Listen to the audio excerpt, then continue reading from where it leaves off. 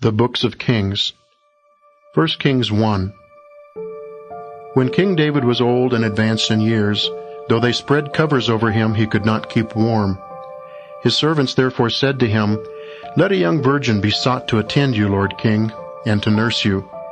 If she sleeps with your royal majesty, you will be kept warm." So they sought for a beautiful girl throughout the territory of Israel, and found Abishag the Shunammite, whom they brought to the king. The maiden, who was very beautiful, nursed the king and cared for him, but the king did not have relations with her. Adonijah, son of Haggith, began to display his ambition to be king. He acquired chariots, drivers, and 50 henchmen. Yet his father never rebuked him or asked why he was doing this. Adonijah was also very handsome and next in age to Absalom by the same mother.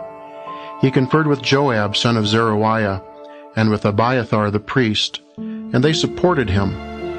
However, Zadok the priest, Benaiah, son of Jehoiada, Nathan the prophet, and Shimei and his companions, the pick of David's army, did not side with Adonijah. When he slaughtered sheep, oxen, and fatlings at the stone Zoheleth, near En-Rogel, Adonijah invited all his brothers, the king's sons, and all the royal officials of Judah. But he did not invite the prophet Nathan, or Benaiah, or the pick of the army, or his brother Solomon. Then Nathan said to Bathsheba, Solomon's mother, "Have you not heard that Adonijah, son of Haggith, has become king without the knowledge of our Lord David? Come now, let me advise you so that you may save your life and that of your son Solomon. Go visit King David and say to him, 'Did you not, Lord King, swear to your handmaid, your son Solomon shall be king after me and shall sit upon my throne? Why then has Adonijah become king? And while you are still there speaking to the king, I will come in after you and confirm what you have said.' So Bathsheba visited the king in his room, while Abishag the Shunammite was attending him because of his advanced age. Bathsheba bowed in homage to the king, who said to her, 'What do you wish?' She answered him, 'My lord, you swore to me, your handmaid, by the Lord your God, that my son Solomon should reign after you and sit upon your throne. But now Adonijah has become king, and you, my lord king, do not know it. He has slaughtered oxen, fatlings, and sheep in great numbers. He has invited all the king's sons, Abiathar the priest, and Joab, the general of the army, but not your servant Solomon. Now, my lord king, all Israel is waiting for you to make known to them who is to sit on the throne after your royal majesty. If this is not done, when my lord the king sleeps with his fathers, I and my son Solomon will be considered criminals.' While she was still speaking to the king, the prophet Nathan came in. When he had been announced, the prophet entered the king's presence and, bowing to the floor, did him homage. Then Nathan said, 'Have you decided, my lord king, that Adonijah is to reign after you and sit on your throne? He went down today and slaughtered oxen, fatlings, and sheep in great numbers. He invited all the king's sons, the commanders of the army, and Abiathar the priest, and they are eating and drinking in his company and saying, 'Long live King Adonijah!' But me, your servant, he did not invite, nor Zadok the priest, nor Benaiah son of Jehoiada, nor your servant Solomon. Was this done by my royal master's order, without my being told who was to succeed to your majesty's kingly throne?" King David answered, "Call Bathsheba here."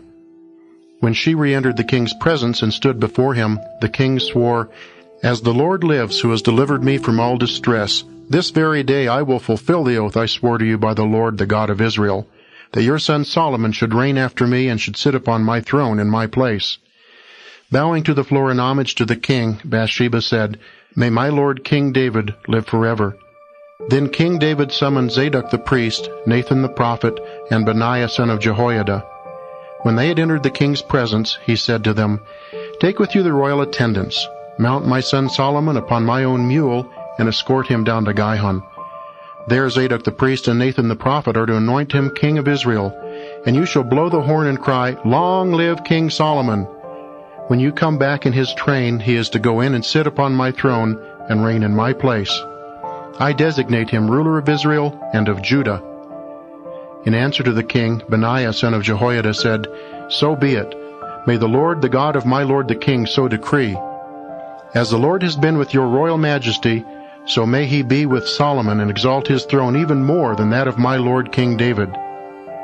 So Zadok the priest, Nathan the prophet, Benaiah son of Jehoiada, and the Kerethites and Pelethites went down, and mounting Solomon on King David's mule, escorted him to Gihon. Then Zadok the priest took the horn of oil from the tent and anointed Solomon. They blew the horn, and all the people shouted, "Long live King Solomon!"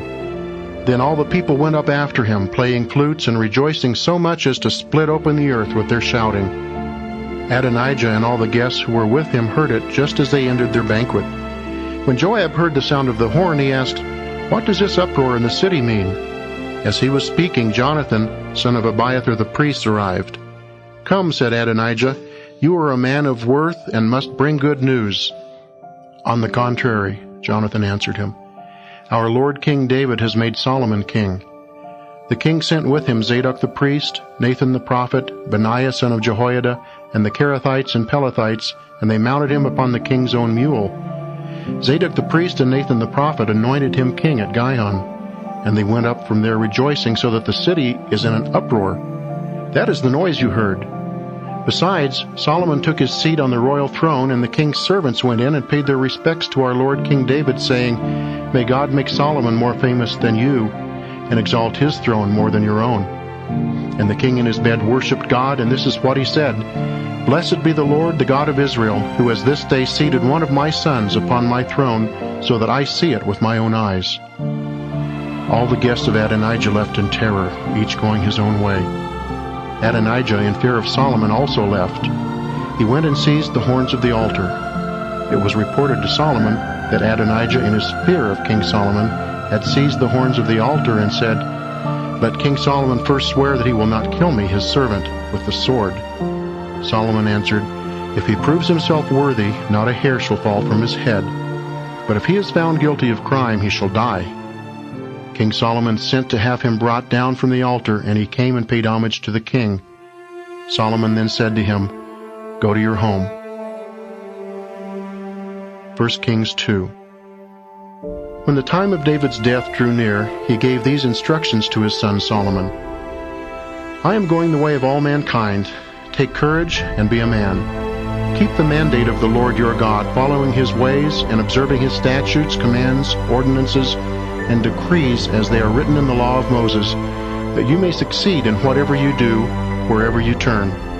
And the Lord may fulfill the promise he made on my behalf when he said, 'If your sons so conduct themselves that they remain faithful to me with their whole heart and with their whole soul, you shall always have someone of your line on the throne of Israel.'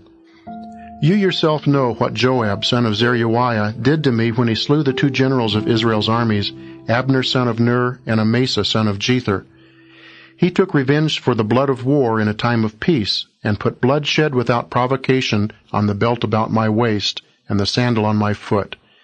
Act with the wisdom you possess.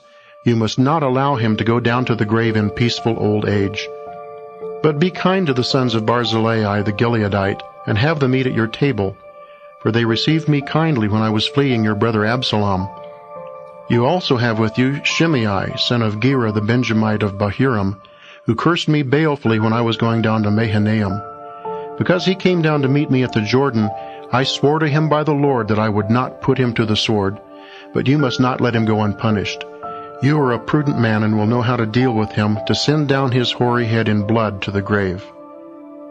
David rested with his ancestors and was buried in the city of David. The length of David's reign over Israel was 40 years. He reigned 7 years in Hebron and 33 years in Jerusalem. When Solomon was seated on the throne of his father David, with his sovereignty firmly established, Adonijah, son of Haggith, went to Bathsheba, the mother of Solomon. "Do you come as a friend?" she asked. "Yes," he answered, and added, "I have something to say to you." She replied, "Say it."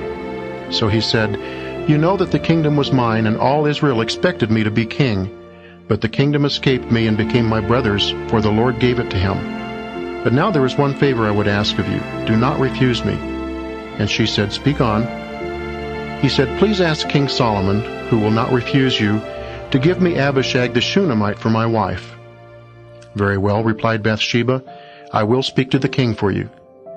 Then Bathsheba went to King Solomon to speak to him for Adonijah, and the king stood up to meet her and paid her homage.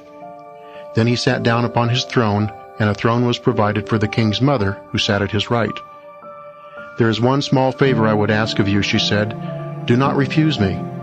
"Ask it, my mother," the king said to her, "for I will not refuse you." So she said, "Let Abishag the Shunammite be given to your brother Adonijah for his wife." "And why do you ask Abishag the Shunammite for Adonijah, King Solomon?" answered his mother.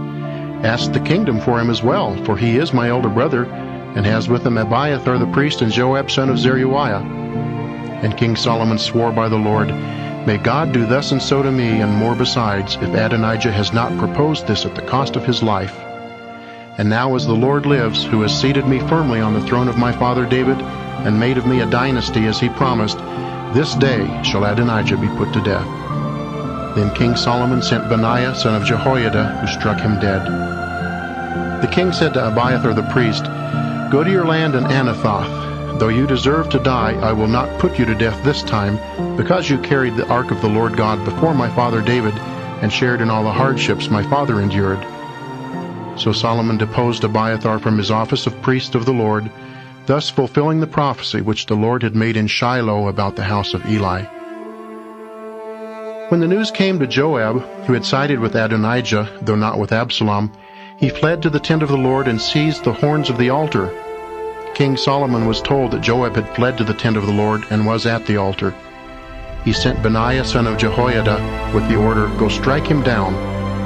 Benaiah went to the tent of the Lord and said to him, "The king says, 'Come out.' But he answered, 'No, I will die here.' Benaiah reported to the king, "This is what Joab said to me in reply." The king answered him, "Do as he has said, strike him down and bury him, and you will remove from me and from my family the blood which Joab shed without provocation. The Lord will hold him responsible for his own blood, because he struck down 2 men better and more just than himself, and slew them with the sword without my father David's knowledge, Abner son of Ner, general of Israel's army, and Amasa son of Jether, general of Judah's army. Joab and his descendants shall be responsible forever for their blood. But there shall be peace of the Lord forever for David and his descendants, and his house, and his throne." Benaiah son of Jehoiada went back, struck him down, and killed him. He was buried in his house in the desert. The king appointed Benaiah son of Jehoiada over the army in his place, and put Zadok the priest in place of Abiathar. Then the king summoned Shimei and said to him, "Build yourself a house in Jerusalem and live there. Do not go anywhere else. For if you leave and cross the Kidron Valley, be certain you shall die without fail. You shall be responsible for your own blood." Shimei answered the king, "I accept. Your servant will do just as the king's majesty has said." So Shimei stayed in Jerusalem for a long time. But 3 years later 2 of Shimei's servants ran away to Achish, son of Maacah, king of Gath, and Shimei was informed that his servants were in Gath. So Shimei rose, saddled his ass, and went to Achish in Gath in search of his servants, whom he brought back. When Solomon was informed that Shimei had gone from Jerusalem to Gath and had returned, the king summoned Shimei and said to him, "Did I not have you swear by the Lord, to your clear understanding of my warning, that if you left and went anywhere else you should die without fail? And you answered, 'I accept and obey.' Why then have you not kept the oath of the Lord and the command that I gave you?" And the king said to Shimei, "You know in your heart the evil that you did to my father David. Now the Lord requites you for your own wickedness. But King Solomon shall be blessed, and David's throne shall endure before the Lord forever." The king then gave the order to Benaiah son of Jehoiada, who struck him dead as he left. 1 Kings 3. With the royal power firmly in his grasp, Solomon allied himself by marriage with Pharaoh, king of Egypt. The daughter of Pharaoh, whom he married, he brought to the city of David, until he should finish building his palace and the temple of the Lord and the wall around Jerusalem.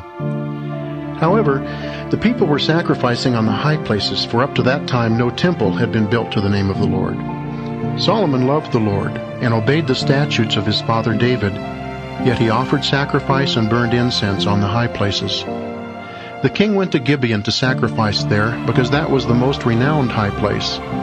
Upon its altar Solomon offered 1,000 holocausts. In Gibeon the Lord appeared to Solomon in a dream at night. God said, "Ask something of me, and I will give it to you." Solomon answered, "You have shown great favor to your servant, my father David, because he behaved faithfully toward you with justice and an upright heart. And you have continued this great favor toward him even today, seating a son of his on his throne. O Lord my God, you have made me your servant, king, to succeed my father David, but I am a mere youth, not knowing at all how to act. I serve you in the midst of the people whom you have chosen, a people so vast that it cannot be numbered or counted. Give your servant, therefore, an understanding heart to judge your people and to distinguish right from wrong. For who is able to govern this vast people of yours?" The Lord was pleased that Solomon made this request. So God said to him, "Because you have asked for this, not for a long life for yourself, nor for riches, nor for the life of your enemies, but for understanding, so that you may know what is right, I do as you requested. I give you a heart so wise and understanding that there has never been anyone like you up to now, and after you there will come no one to equal you. In addition, I give you what you have not asked for, such riches and glory that among kings there is not your like. And if you follow me by keeping my statutes and commandments, as your father David did, I will give you a long life." When Solomon awoke from his dream, he went to Jerusalem, stood before the ark of the covenant of the Lord, offered holocausts and peace offerings, and gave a banquet for all of his servants. Later 2 harlots came to the king and stood before him. One woman said, "By your leave, my lord, this woman and I live in the same house, and I gave birth in the house while she was present. On the 3rd day after I gave birth, this woman also gave birth. We were alone in the house. There was no one there but us 2. This woman's son died during the night. She smothered him by lying on him. Later that night she got up and took my son from my side, as I, your handmaid, was sleeping. Then she laid him in her bosom after she had laid her dead child in my bosom. I rose in the morning to nurse my child, and I found him dead. But when I examined him in the morning light, I saw it was not the son whom I had borne." The other woman answered, "It is not so. The living one is my son, the dead one is yours." But the first kept saying, "No, the dead one is your child, the living one is mine." Thus they argued before the king. Then the king said, "One woman claims this, the living one is my child, and the dead one is yours. The other answers, 'No, the dead one is your child, the living one is mine.' The king continued, 'Get me a sword.' When they brought the sword before him, he said, 'Cut the living child in 2 and give half to one woman and half to the other.' The woman whose son it was, in the anguish she felt for it, said to the king, 'Please, my lord, give her the living child. Please do not kill it.' The other, however, said, 'It shall be neither mine nor yours. Divide it.' The king then answered, 'Give the first one the living child. By no means kill it, for she is the mother.' When all Israel heard the judgment the king had given, they were in awe of him, because they saw that the king had in him the wisdom of God for giving judgment." 1 Kings 4. Solomon was king over all Israel, and these were the officials he had in his service: Azariah son of Zadok, priest; Elihareph and Ahijah, sons of Shisha, scribes; Jehoshaphat, son of Ahilud, chancellor; Benaiah, son of Jehoiada, commander of the army; Zadok and Abiathar, priests; Azariah, son of Nathan, chief of the commissaries; Zabud, son of Nathan, companion to the king; Ahishar, major domo of the palace; and Adoniram, son of Abda, superintendent of the forced labor. Solomon had 12 commissaries for all Israel, who supplied food for the king and his household, each having to provide for 1 month in the year.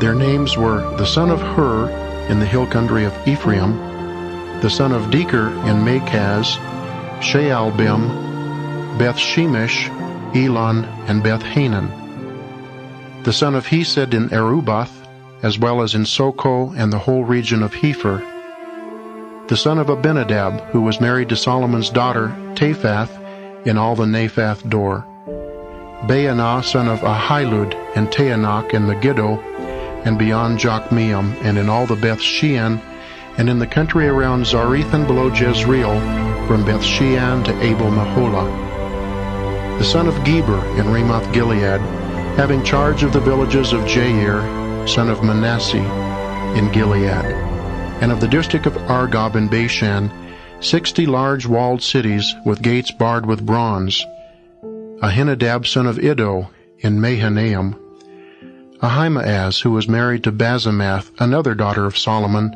in Naphtali, Baanah son of Hushai in Asher and along the rocky coast, Jehoshaphat son of Peruah in Issachar, Shimei son of Elah in Benjamin, Geber son of Uri in the land of Gilead, the land of Sihon, king of the Amorites, and of Og, king of Bashan. There was one prefect besides in the king's own land. 1 Kings 5. These commissaries, one for each month, provided food for King Solomon and for all the guests at the royal table. They left nothing unprovided. For the chariot horses and draft animals also, each brought his quota of barley and straw to the required place. Judah and Israel were as numerous as the sands by the sea. They ate and drank and made merry. Solomon ruled over all the kingdoms from the river to the land of the Philistines down to the border of Egypt. They paid Solomon tribute and were his vassals as long as he lived. Solomon's supplies for each day were 30 cores of fine flour, 60 cores of meal, 10 fatted oxen, 20 pasture-fed oxen, and 100 sheep, not counting harts, gazelles, roebucks, and fatted fowl. He ruled over all the land west of the Euphrates, from Tifsah to Gaza, and over all its kings, and he had peace on all his borders round about. Thus Judah and Israel lived in security, every man under his vine or under his fig tree, from Dan to Beersheba, as long as Solomon lived. Solomon had 4,000 stalls for his 12,000 chariot horses. Moreover, God gave Solomon wisdom and exceptional understanding and knowledge, as vast as the sand on the seashore. Solomon surpassed all the Sodomites and all the Egyptians in wisdom. He was wiser than all other men, than Ethan the Ezrahite, or Heman, Chalcol, and Darda, the musicians, and his fame spread throughout the neighboring nations. Solomon also uttered 3,000 proverbs, and his songs numbered 1,005. He discussed plants, from the cedar on Lebanon to the hyssop growing out of the wall, and he spoke about beasts, birds, reptiles, and fishes. Men came to hear Solomon's wisdom from all nations, sent by all the kings of the earth who had heard of his wisdom. When Hiram, king of Tyre, heard that Solomon had been anointed king in place of his father, he sent an embassy to him. For Hiram had always been David's friend. Solomon sent back this message to Hiram: "You know that my father David, because of the enemies surrounding him on all sides, could not build a temple in honor of the Lord his God, until such time as the Lord should put these enemies under the soles of his feet. But now the Lord my God has given me peace on all sides. There is no enemy or threat of danger. So I purpose to build a temple in honor of the Lord my God, as the Lord predicted to my father David when he said, 'It is your son, whom I will put upon your throne in your place, who shall build the temple in my honor.' Give orders then to have cedars from the Lebanon cut down for me. My servants shall accompany yours, since you know that there is no one among us who is skilled in cutting timber like the Sidonians, and I will pay you whatever you say for your servant's salary." When he had heard the words of Solomon, Hiram was pleased and said, "Blessed be the Lord this day, who has given David a wise son to rule this numerous people." Hiram then sent word to Solomon, "I agree to the proposal you sent me, and I will provide all the cedars and fir trees you wish. My servants shall bring them down from the Lebanon to the sea, and I will arrange them into rafts in the sea and bring them wherever you say. There I will break up the rafts, and you shall take the lumber. You, for your part, shall furnish the provisions I desire for my household." So Hiram continued to provide Solomon with all the cedars and fir trees he wished, while Solomon every year gave Hiram 20,000 cores of wheat to provide for his household, and 20,000 measures of pure oil. The Lord, moreover, gave Solomon wisdom as he promised him, and there was peace between Hiram and Solomon, since they were parties to a treaty. King Solomon conscripted 30,000 workmen from all Israel. He sent them to the Lebanon each month in relays of 10,000, so that they spent 1 month in the Lebanon and 2 months at home. Adoniram was in charge of the draft. Solomon had 70,000 carriers and 80,000 stonecutters in the mountain, in addition to 3,300 overseers answerable to Solomon's prefects for the work, directing the people engaged in the work. By order of the king, Fine large blocks were quarried to give the temple a foundation of hewn stone. Solomon's and Hiram's builders, along with the Gebalites, hewed them out and prepared the wood and stones for building the temple. 1 Kings 6. In the 480th year from the departure of the Israelites from the land of Egypt, in the 4th year of Solomon's reign over Israel, in the month of Ziv, which is the 2nd month, the construction of the temple of the Lord was begun. The temple which King Solomon built for the Lord was 60 cubits long, 20 wide, and 25 high. The porch in front of the temple was 20 cubits from side to side, along the width of the nave, and 10 cubits deep in front of the temple. Splayed windows with trellises were made for the temple, and adjoining the wall of the temple, which enclosed the nave and the sanctuary, an annex of several stories was built. Its lowest story was 5 cubits wide, the middle one 6 cubits wide, the third 7 cubits wide, because there were offsets along the outside of the temple so that the beams would not be fastened into the walls of the temple. The temple was built of stone dressed at the quarry, so that no hammer, axe, or iron tool was to be heard in the temple during its construction. The entrance to the lowest floor of the annex was at the right side of the temple, and stairs with intermediate landings led up to the middle story and from the middle story to the third. When the temple was built to its full height, it was roofed in with rafters and boards of cedar. The annex, with its lowest story 5 cubits high, was built all along the outside of the temple, to which it was joined by cedar beams. This word of the Lord came to Solomon: As to this temple you are building, if you observe my statutes, carry out my ordinances, keep and obey all my commands, I will fulfill toward you the promise I made to your father David. I will dwell in the midst of the Israelites and will not forsake my people Israel. When Solomon finished building the temple, its walls were lined from floor to ceiling beams with cedar paneling, and its floor was laid with fir planking. At the rear of the temple, a space of 20 cubits was set off by cedar partitions from the floor to the rafters, enclosing the sanctuary, the Holy of Holies. The nave, or part of the temple in front of the sanctuary, was 40 cubits long. The cedar in the interior of the temple was carved in the form of gourds and open flowers. All was of cedar, and no stone was to be seen. In the innermost part of the temple was located the sanctuary to house the Ark of the Lord's Covenant, 20 cubits long, 20 wide, and 20 high. Solomon overlaid the interior of the temple with pure gold.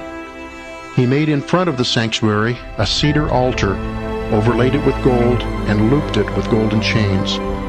The entire temple was overlaid with gold, so that it was completely covered with it. The whole altar before the sanctuary was also overlaid with gold.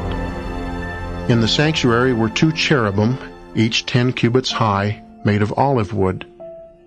Each wing of a cherub measured 5 cubits, so that the space from wingtip to wingtip of each was 10 cubits.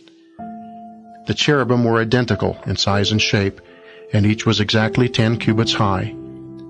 The cherubim were placed in the inmost part of the temple with their wings spread wide, so that one wing of each cherub touched a side wall, while the other wing, pointing toward the middle of the room, touched the corresponding wing of the second cherub. The cherubim, too, were overlaid with gold. The walls on all sides of both the inner and the outer rooms had carved figures of cherubim, palm trees, and open flowers. The floor of both the inner and the outer rooms was overlaid with gold. At the entrance of the sanctuary, doors of olive wood were made. The door frames had beveled posts. The 2 doors were of olive wood, with carved figures of cherubim, palm trees, and open flowers. The doors were overlaid with gold, which was also molded to the cherubim and the palm trees. The same was done at the entrance to the nave, where the doorposts of olive wood were rectangular. The 2 doors were of fir wood. Each door was banded by a metal strap, front and back, and had carved cherubim, palm trees, and open flowers, over which gold was evenly applied. The inner court was walled off by means of 3 courses of hewn stones and 1 course of cedar beams. The foundations of the Lord's temple were laid in the month of Ziv, in the 4th year, and it was completed in all particulars exactly according to plan in the month of Bul, the 8th month, in the 11th year. Thus it took Solomon 7 years to build it. 1 Kings 7. His own palace Solomon completed after 13 years of construction. He built the hall called the Forest of Lebanon, 100 cubits long, 50 wide, and 30 high. It was supported by 4 rows of cedar columns with cedar capitals upon the columns. Moreover, it had a ceiling of cedar above the beams resting on the columns. These beams numbered 45, 15 to a row. There were 3 window frames at either end, with windows in strict alignment. The posts of all the doorways were rectangular, and the doorways faced each other, 3 at either end. The porch of the columned hall he made 50 cubits long and 30 wide. The porch extended the width of the columned hall, and there was a canopy in front. He also built a vestibule of the throne where he gave judgment, that is, the tribunal. It was paneled with cedar from floor to ceiling beams. His living quarters were in another court, set in deeper than the tribunal, and of the same construction. A palace like this tribunal was built for Pharaoh's daughter, whom Solomon had married. All these buildings were of fine stones, hewn to size and trimmed front and back with a saw, from the foundation to the bonding course. The foundation was made of fine large blocks, some 10 cubits and some 8 cubits. Above were fine stones hewn to size and cedar wood. The great court was enclosed by 3 courses of hewn stones and a bonding course of cedar beams. So also were the inner court of the temple of the Lord and the temple porch. King Solomon had Hiram brought from Tyre. He was a bronze worker, the son of a widow from the tribe of Naphtali. His father had been from Tyre. He was endowed with skill, understanding, and knowledge of how to produce any work in bronze. He came to King Solomon and did all his metalwork. 2 hollow bronze columns were cast, each 18 cubits high and 12 cubits in circumference. Their metal was of 4 fingers thickness. There were also 2 capitals cast in bronze to place on top of the columns, each of them 5 cubits high. 2 pieces of network with a chain-like mesh were made to cover the nodes of the capitals on top of the columns, 1 for each capital. 400 pomegranates were also cast. 200 of them in a double row encircled the piece of network on each of the 2 capitals. The capitals on top of the columns were finished wholly in a lotus pattern above the level of the nodes and their enveloping network. The columns were then erected adjacent to the porch of the temple, one to the right, called Jachin, and the other to the left, called Boaz. Thus the work of the columns was completed. The sea was then cast. It was made with a circular rim and measured 10 cubits across, 5 in height, and 30 in circumference. Under the brim gourds encircled it, 10 to the cubit all the way round. The gourds were in 2 rows and were cast in 1 mold with the sea. This rested on 12 oxen, 3 facing north, 3 facing west, 3 facing south, and 3 facing east, with their haunches all toward the center where the sea was set upon them. It was a handbreadth thick, and its brim resembled that of a cup, being lily-shaped. Its capacity was 2,000 measures. 10 stands were also made of bronze, each 4 cubits long, 4 wide, and 3 high. When these stands were constructed, panels were set within the framework. On the panels between the frames there were lions, oxen, and cherubim. And on the frames likewise, above and below the lions and oxen, there were wreaths in relief. Each stand had 4 bronze wheels and bronze axles. The 4 wheels were below the paneling, and the axle trees of the wheels in the stand were of 1 piece. Each wheel was 1.5 cubits high.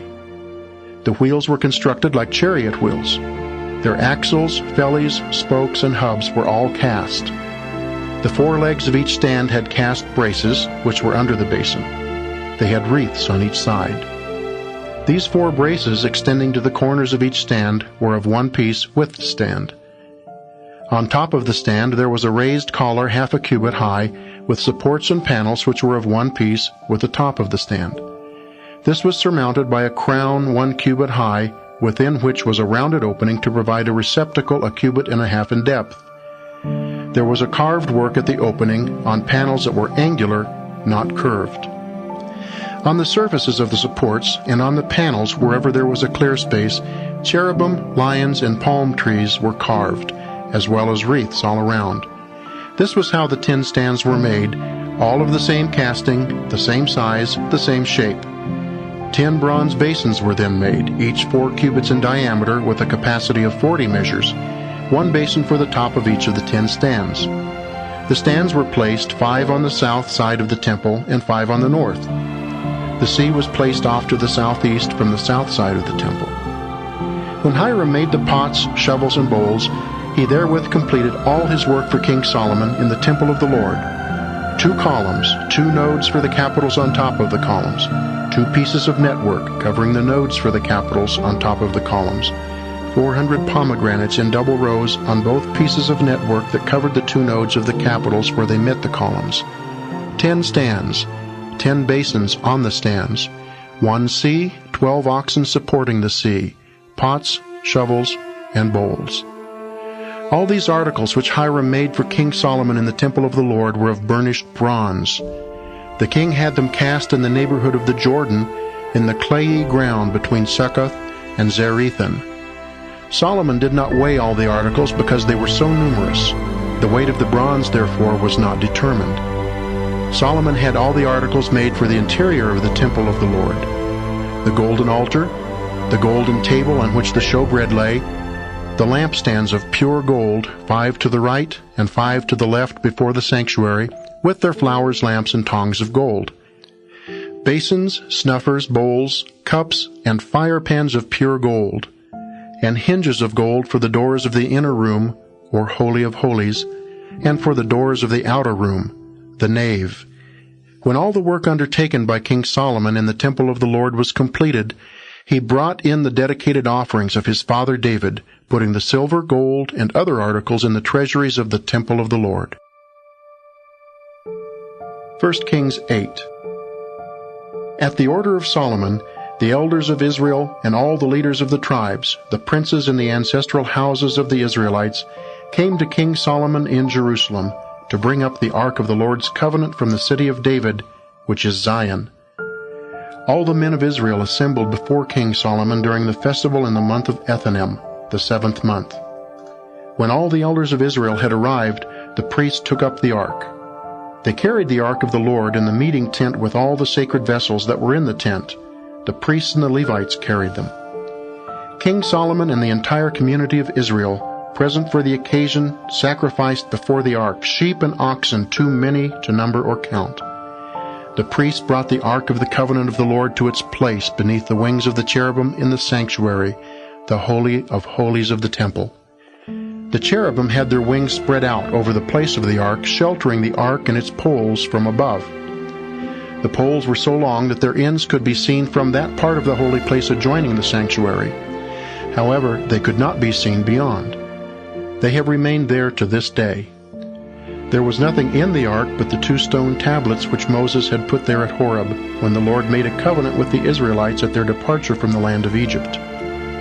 When the priests left the holy place, the cloud filled the temple of the Lord so that the priests could no longer minister because of the cloud, since the Lord's glory had filled the temple of the Lord. Then Solomon said, "The Lord intends to dwell in the dark cloud. I have truly built you a princely house, a dwelling where you may abide forever." The king turned and greeted the whole community of Israel as they stood. He said to them, "Blessed be the Lord, the God of Israel, who with his own mouth made a promise to my father David, and by his hand has brought it to fulfillment. It was he who said, 'Since the day I brought my people Israel out of Egypt, I have not chosen a city out of any tribe of Israel for the building of a temple to my honor. But I choose David to rule my people Israel.' When my father David wished to build a temple to the honor of the Lord, the God of Israel, the Lord said to him, 'In wishing to build a temple to my honor, you do well. It will not be you, however, who will build the temple, but the son who will spring from you. He shall build the temple to my honor.' And now the Lord has fulfilled the promise that he made.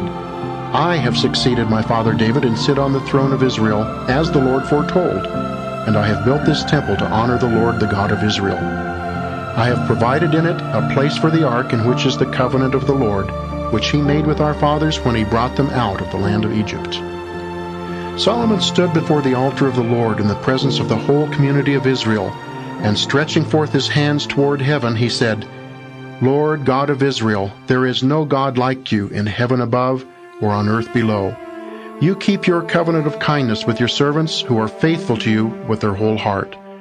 You have kept the promise you made to my father David, your servant. You who spoke that promise have this day by your own power brought it to fulfillment.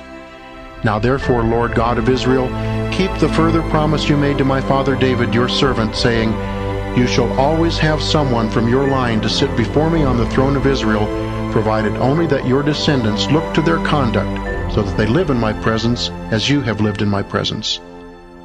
Now, Lord God of Israel, may this promise which you made to my father David, your servant, be confirmed. Can it indeed be that God dwells among men on earth? If the heavens and the highest heavens cannot contain you, how much less this temple which I have built? Look kindly on the prayer and petition of your servant, O Lord my God, and listen to the cry of supplication which I, your servant, utter before you this day. May your eyes watch night and day over this temple, the place where you have decreed you shall be honored. May you heed the prayer which I, your servant, offer in this place. Listen to the petitions of your servant and of your people Israel which they offer in this place. Listen from your heavenly dwelling and grant pardon. If a man sins against his neighbor and is required to take an oath sanctioned by a curse, when he comes and takes the oath before your altar in this temple, listen in heaven. Take action and pass judgment on your servants. Condemn the wicked and punish him for his conduct, but acquit the just and establish his innocence. If your people Israel sin against you and are defeated by an enemy, and if then they return to you, praise your name, pray to you, and entreat you in this temple, listen in heaven and forgive the sin of your people Israel, and bring them back to the land you gave their fathers. If the sky is closed so that there is no rain, because they have sinned against you and you afflict them, and if they then repent of their sin, and pray and praise your name in this place, listen in heaven and forgive the sin of your servant and of your people Israel, teaching them the right way to live and sending rain upon this land of yours, which you have given to your people as their heritage. If there is famine in the land, or pestilence, or if blight comes, or mildew, or a locust swarm, or devouring insects, if an enemy of your people besieges them in one of their cities, whatever plague or sickness there may be, if then any one of your entire people Israel has remorse of conscience and offers some prayer or petition, stretching out his hands toward this temple, listen from your heavenly dwelling place and forgive. You who alone know the hearts of all men, render to each one of them according to his conduct. Knowing their hearts, so treat them that they may fear you as long as they live on the land you gave our fathers. To the foreigner likewise, who is not of your people Israel, but comes from a distant land to honor you, since men will learn of your great name, and your mighty hand, and your outstretched arm, when he comes and prays toward this temple, listen from your heavenly dwelling. Do all that the foreigner asks of you, that all the peoples of the earth may know your name, may fear you as do your people Israel, and may acknowledge that this temple which I have built is dedicated to your honor. Whatever the direction in which you may send your people forth to war against their enemies, if they pray to you, O Lord, toward the city you have chosen and the temple I have built in your honor, listen in heaven to their prayer and petition, and defend their cause. When they sin against you, for there is no man who does not sin, and in your anger against them you deliver them to the enemy, so that their captors deport them to a hostile land, far or near.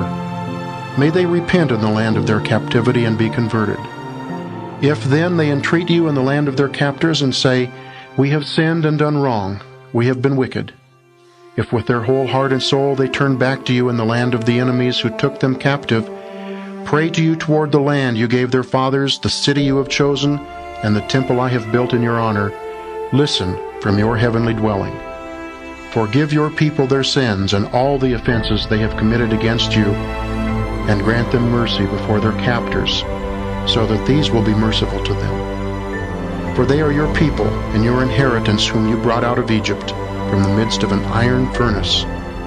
Thus may your eyes be open to the petition of your servant and to the petition of your people Israel. Hear them whenever they call upon you, because you have set them apart among all the peoples of the earth for your inheritance, as you declared through your servant Moses when you brought our fathers out of Egypt, O Lord God.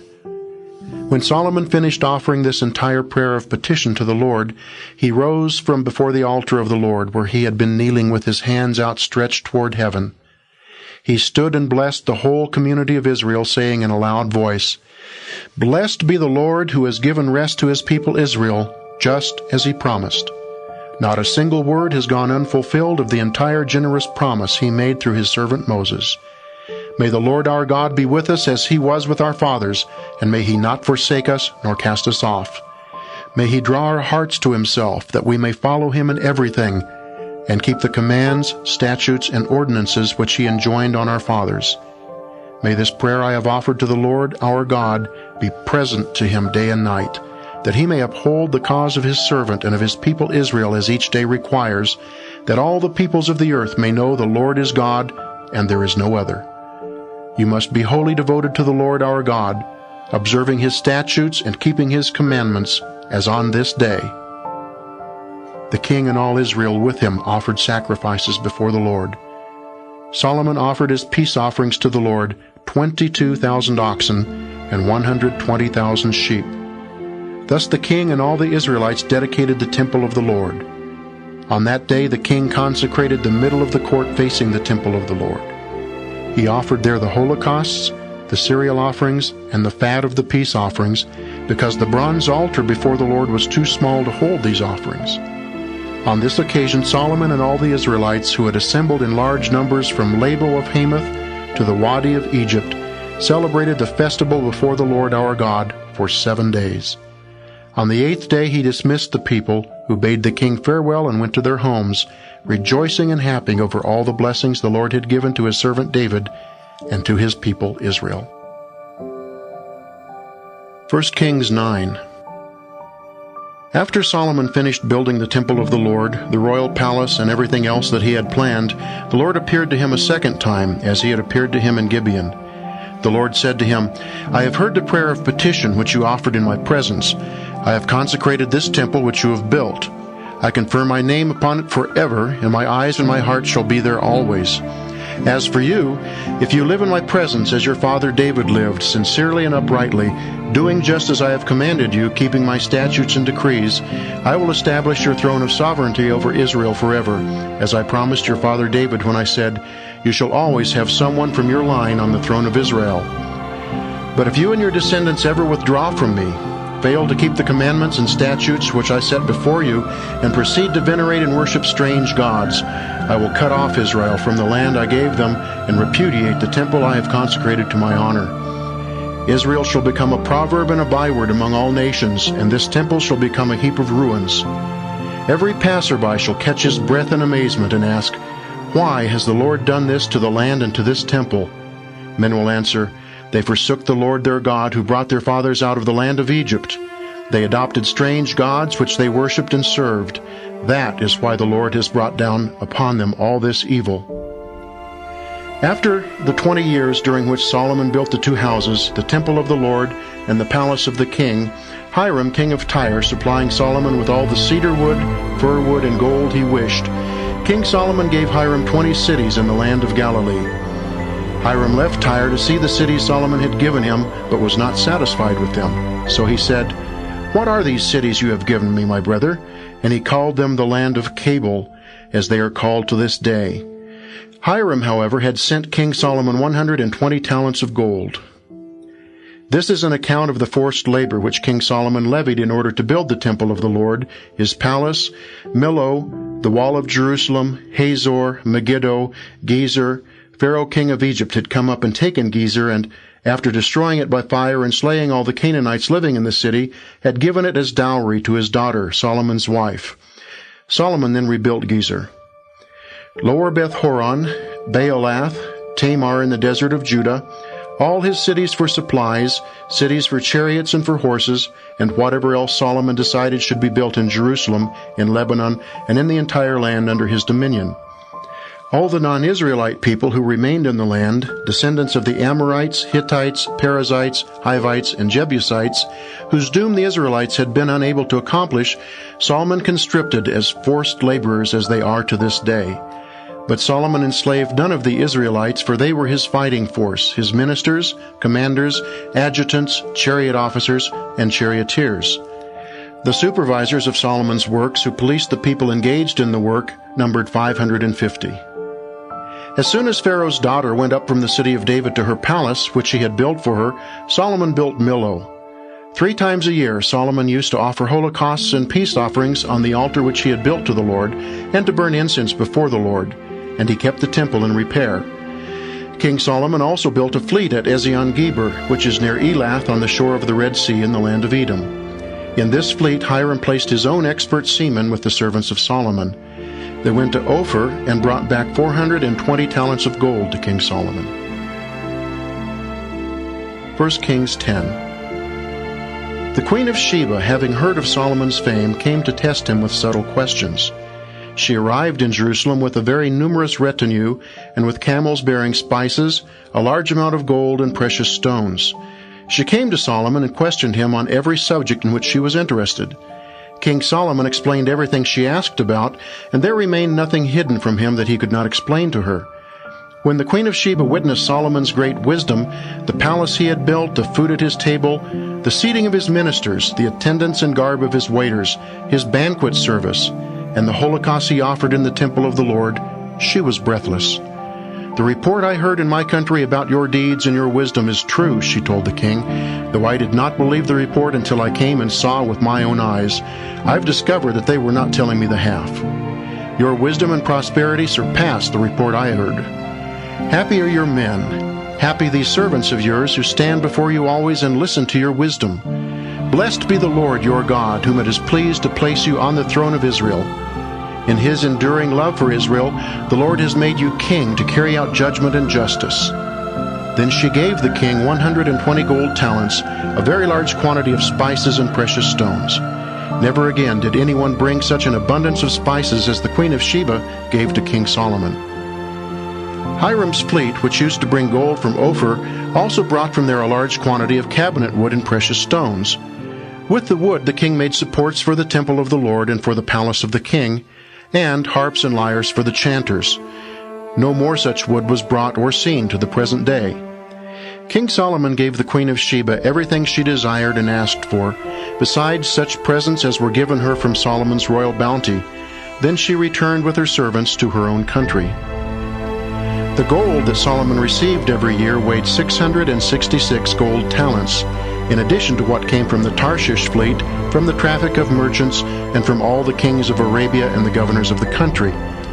Moreover, King Solomon made 200 shields of beaten gold. 600 gold shekels went into each shield, and 300 bucklers of beaten gold. 3 minas of gold went into each buckler, and he put them in the hall of the forest of Lebanon. The king also had a large ivory throne made and overlaid it with refined gold. The throne had 6 steps, a back with a round top, and an arm on each side of the seat. Next to each arm stood a lion, and 12 other lions stood on the steps, 2 to a step, 1 on either side of each step. Nothing like this was produced in any other kingdom. In addition, all King Solomon's drinking vessels were of gold, and all the utensils in the hall of the forest of Lebanon were of pure gold. There was no silver, for in Solomon's time it was considered worthless. The king had a fleet of Tarshish ships at sea with Hiram's fleet. Once every 3 years the fleet of Tarshish ships would come with a cargo of gold, silver, ivory, apes, and monkeys. Thus King Solomon surpassed in riches and wisdom all the kings of the earth, and the whole world sought audience with Solomon to hear from him the wisdom which God had put in his heart. Each one brought his yearly tribute, silver or gold articles, garments, weapons, spices, horses, and mules. Solomon collected chariots and drivers. He had 1,400 chariots and 12,000 drivers. These he allocated among the chariot cities and to the king's service in Jerusalem. The king made silver as common in Jerusalem as stones, and cedars as numerous as the sycamores of the foothills. Solomon's horses were imported from Cilicia, where the king's agents purchased them. A chariot imported from Egypt cost 600 shekels, a horse 150 shekels. They were exported at these rates to all the Hittite and Aramean kings. 1 Kings 11. King Solomon loved many foreign women besides the daughter of Pharaoh, Moabites, Ammonites, Edomites, Sidonians, and Hittites, from nations with which the Lord had forbidden the Israelites to intermarry, because he said, "They will turn your hearts to their gods." But Solomon fell in love with them. He had 700 wives of princely rank and 300 concubines, and his wives turned his heart. When Solomon was old, his wives had turned his heart to strange gods, and his heart was not entirely with the Lord his God, as the heart of his father David had been.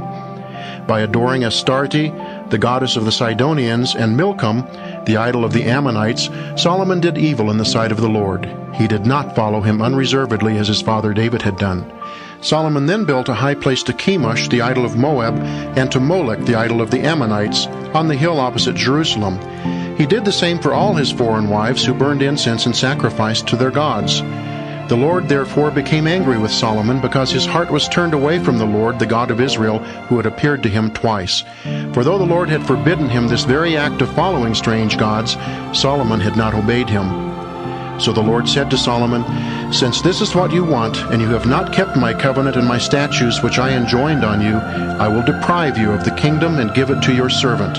I will not do this during your lifetime, however, for the sake of your father David. It is your son whom I will deprive. Nor will I take away the whole kingdom. I will leave your son one tribe for the sake of my servant David and of Jerusalem which I have chosen." The Lord then raised up an adversary to Solomon, Hadad the Edomite, who was of the royal line in Edom. Earlier, when David had conquered Edom, Joab, the general of the army, while going to bury the slain, put to death every male in Edom. Joab and all Israel remained there 6 months until they had killed off every male in Edom. Meanwhile, Hadad, who was only a boy, fled toward Egypt with some Edomite servants of his father. They left Midian, and passing through Paran, where they picked up additional men, they went into Egypt to Pharaoh, king of Egypt, who gave Hadad a house, appointed him rations, and assigned him land. Hadad won great favor with Pharaoh, so that he gave him in marriage the sister of Queen Tahpenes, his own wife. Tahpenes' sister bore Hadad a son, Genubeth. After his weaning, the queen kept him in Pharaoh's palace, where he then lived with Pharaoh's own sons. When Hadad in Egypt heard that David rested with his ancestors, and that Joab, the general of the army, was dead, he said to Pharaoh, "Give me leave to return to my own country." Pharaoh said to him, "What do you lack with me, that you are seeking to return to your own country?" "Nothing," he said, "but please, let me go." God raised up against Solomon another adversary in Rezon, the son of Eliada, who had fled from his lord Hadadezer, king of Zobah, when David defeated them with slaughter. Rezon gathered men about him and became leader of a band, went to Damascus, settled there, and became king in Damascus. He was an enemy of Israel as long as Solomon lived. This added to the harm done by Hadad, who made a rift in Israel by becoming king over Edom. Solomon's servant Jeroboam, son of Nebat, an Ephraimite from Zeradah with a widowed mother, Zeruiah, also rebelled against the king. This is why he rebelled. King Solomon was building Millo, closing up the breach of his father's city of David.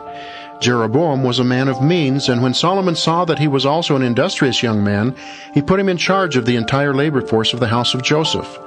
At that time Jeroboam left Jerusalem, and the prophet Ahijah the Shilonite met him on the road. The two were alone in the area, and the prophet was wearing a new cloak.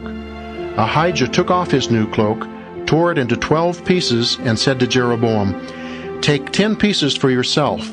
The Lord, the God of Israel, says, I will tear away the kingdom from Solomon's grasp, and will give you 10 of the tribes. 1 tribe shall remain to him for the sake of David my servant, and of Jerusalem, the city I have chosen out of all the tribes of Israel. The 10 I will give you, because he has forsaken me and has worshipped Astarte, goddess of the Sidonians, Chemosh, god of Moab, and Milcom, god of the Ammonites. He has not followed my ways or done what is pleasing to me according to my statutes and my decrees, as his father David did. Yet I will not take any of the kingdom from Solomon himself, but will keep him a prince as long as he lives, for the sake of my servant David, whom I chose, who kept my commandments and statutes. But I will take the kingdom from his son, and will give it to you, that is, the 10 tribes. I will give his son 1 tribe, that my servant David may always have a lamp before me in Jerusalem, the city in which I choose to be honored. I will take you. You shall reign over all that you desire, and shall become king of Israel. If then you heed all that I command you, follow my ways, and please me by keeping my statutes and my commandments, like my servant David, I will be with you. I will establish for you, as I did for David, a lasting dynasty. I will give Israel to you. I will punish David's line for this, but not forever.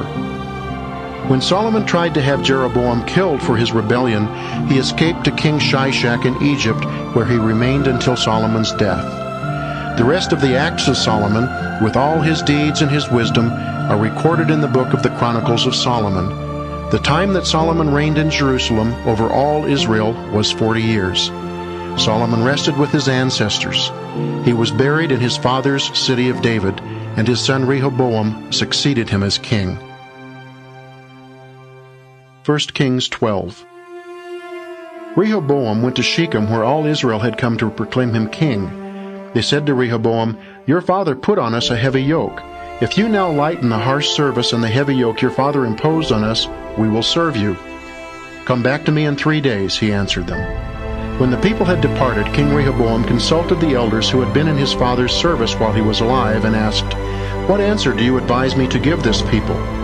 They replied, "If today you will be the servant of this people and submit to them, giving them a favorable answer, they will be your servants forever." But he ignored the advice the elders had given him and consulted the young men who had grown up with him and were in his service. He said to them, "What answer do you advise me to give this people who have asked me to lighten the yoke my father imposed upon them?" The young men who had grown up with him replied, "This is what you must say to this people who have asked you to lighten the yoke your father put on them. My little finger is thicker than my father's body. Whereas my father put a heavy yoke on you, I will make it heavier. My father beat you with whips, but I will beat you with scorpions." On the 3rd day all Israel came back to King Rehoboam, as he had instructed them to do. Ignoring the advice the elders had given him, the king gave the people a harsh answer. He said to them, as the young men had advised, "My father put on you a heavy yoke, but I will make it heavier. My father beat you with whips, but I will beat you with scorpions." The king did not listen to the people, for the Lord brought this about to fulfill the prophecy he had uttered to Jeroboam, son of Nebat, through Ahijah the Shilonite. When all Israel saw that the king did not listen to them, the people answered the king, "What share have we in David? We have no heritage in the son of Jesse. To your tents, O Israel! Now look to your own house, David." So Israel went off to their tents, but Rehoboam reigned over the Israelites who lived in the cities of Judah. King Rehoboam then sent out Adoram, superintendent of the forced labor, but all Israel stoned him to death. Rehoboam managed to mount his chariot to flee to Jerusalem, and Israel went into rebellion against David's house to this day. Jeroboam, son of Nebat, who was still in Egypt, where he had fled from King Solomon, returned from Egypt as soon as he learned this. When all Israel heard that Jeroboam had returned, they summoned him to an assembly and made him king over all Israel. None remained loyal to David's house except the tribe of Judah alone. On his arrival in Jerusalem, Rehoboam gathered together all the house of Judah and the tribe of Benjamin, 180,000 seasoned warriors, to fight against the house of Israel, to restore the kingdom to Rehoboam, son of Solomon. However, the Lord spoke to Shemaiah, a man of God, "Say to Rehoboam, son of Solomon, king of Judah, and to the house of Judah and to Benjamin and to the rest of the people, Thus says the Lord, you must not march out to fight against your brother Israelites. Let every man return home, for I have brought this about." They accepted this message of the Lord and gave up the expedition accordingly. Jeroboam built up Shechem in the hill country of Ephraim and lived there. Then he left it and built up Penuel. Jeroboam thought to himself, "The kingdom will return to David's house. If now this people go up to offer sacrifices in the temple of the Lord in Jerusalem, the hearts of this people will return to their master Rehoboam, king of Judah, and they will kill me." After taking counsel, the king made 2 calves of gold and said to the people, "You have been going up to Jerusalem long enough. Here is your God, O Israel, who brought you up from the land of Egypt." And he put one in Bethel, the other in Dan. This led to sin because the people frequented these calves in Bethel and in Dan. He also built temples on the high places and made priests from among the people who were not Levites. Jeroboam established a feast in the 8th month on the 15th day of the month to duplicate in Bethel the pilgrimage feast of Judah, with sacrifices to the calves he had made, and he stationed in Bethel priests of the high places he had built. Jeroboam ascended the altar he built in Bethel on the 15th day of the 8th month, the month in which he arbitrarily chose to establish a feast for the Israelites. He was going to offer sacrifice.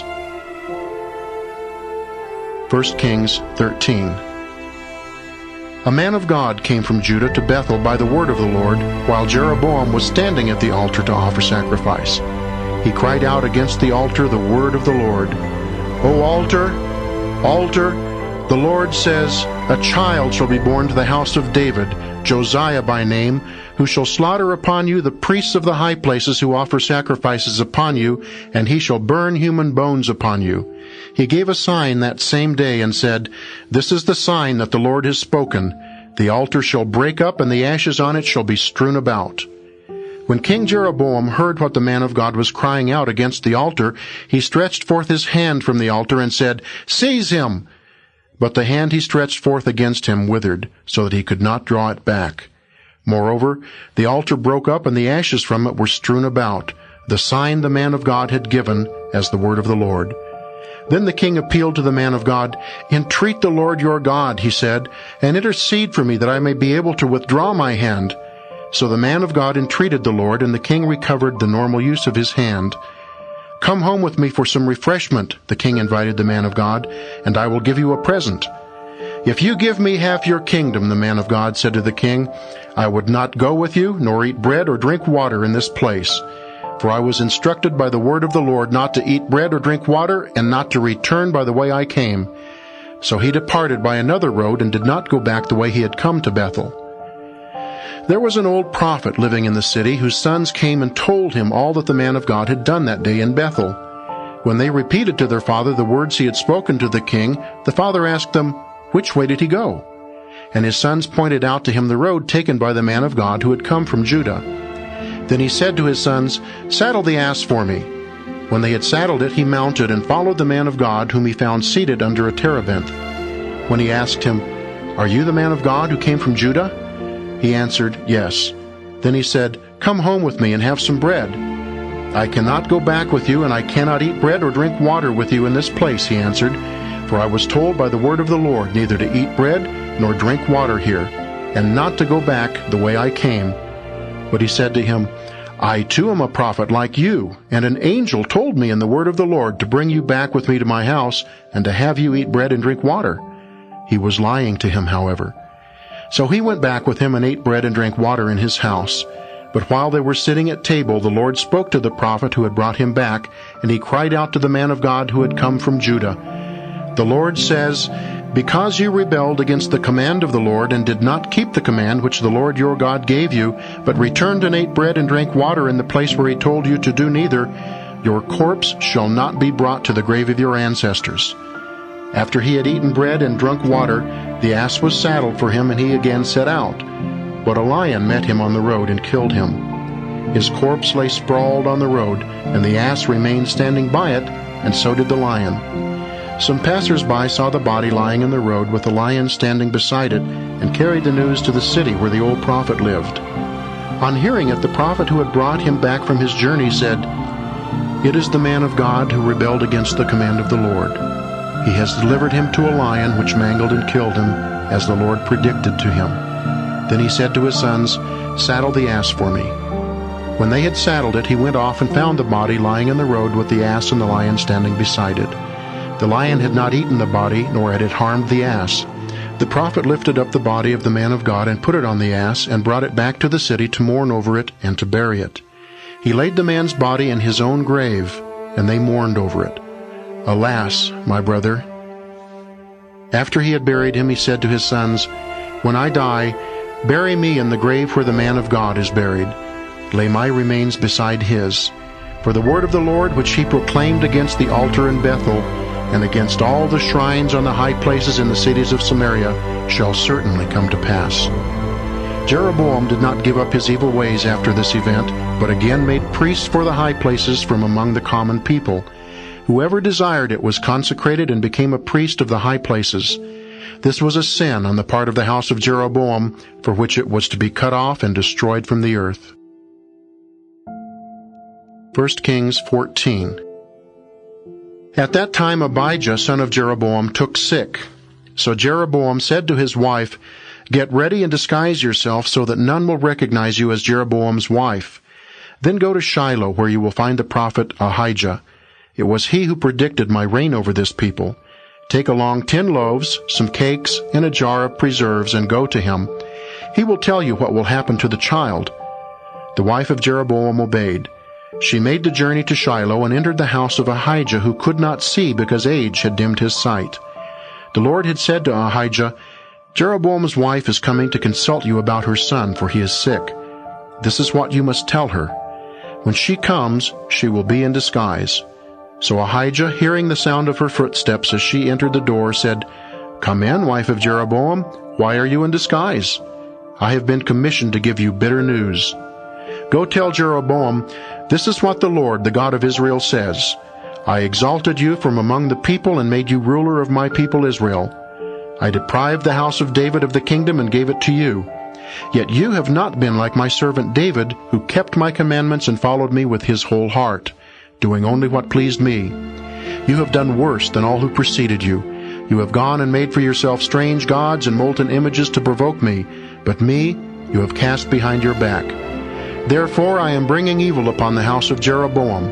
I will cut off every male in Jeroboam's line, whether slave or free man, in Israel, and will burn up the house of Jeroboam completely, as though dung were being burned. When one of Jeroboam's line dies in the city, dogs will devour him. When one of them dies in the field, he will be devoured by the birds of the sky. For the Lord has spoken. So leave, go home. As you step inside the city, the child will die, and all Israel will mourn him and bury him, for he alone of Jeroboam's line will be laid in the grave, since in him alone of Jeroboam's house has something pleasing to the Lord, the God of Israel, been found. Today at this very moment the Lord will raise up for himself a king of Israel who will destroy the house of Jeroboam.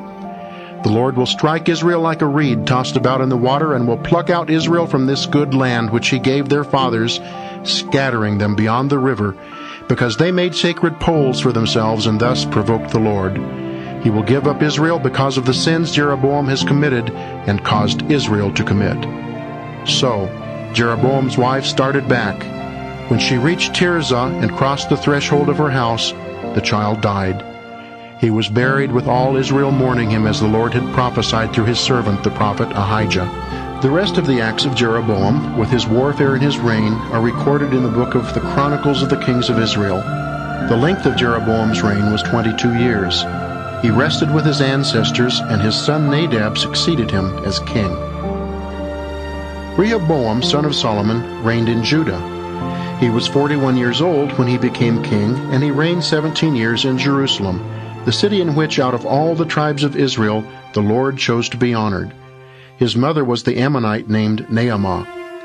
Judah did evil in the sight of the Lord, and by their sins angered him even more than their fathers had done. They too built for themselves high places, pillars, and sacred poles upon every high hill and under every green tree. There were also cult prostitutes in the land. Judah imitated all the abominable practices of the nations whom the Lord had cleared out of the Israelites' way. In the 5th year of King Rehoboam, Shishak, king of Egypt, attacked Jerusalem. He took everything, including the treasures of the temple of the Lord and those of the royal palace, as well as all the gold shields made under Solomon.